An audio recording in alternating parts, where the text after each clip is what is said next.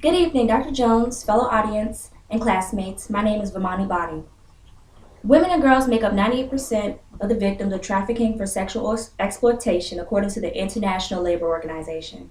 The purpose of this speech is to introduce you to a very strong and passionate woman, a woman who fought against sex trafficking and saved many others from it.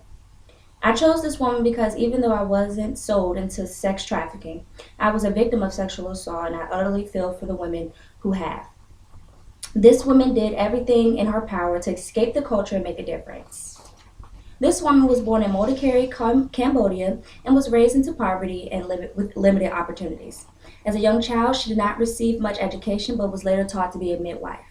Her grandfather was the person who raised her and also was the person that sold her into slavery and prostitution in 1979.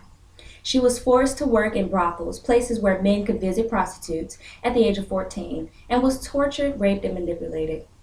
Her past background was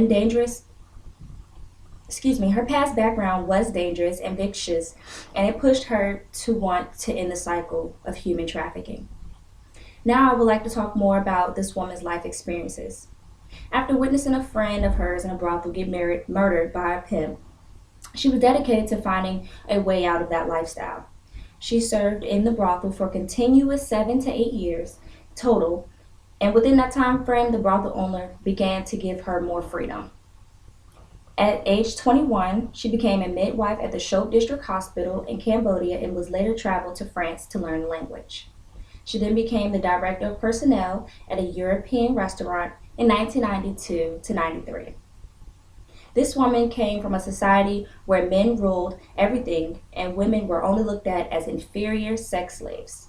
After being married, she wrote that her outlook on life had changed and she would leave the world of prostitution for good. After all the experiences this woman encountered, now I would like to speak on behalf of her accomplishments.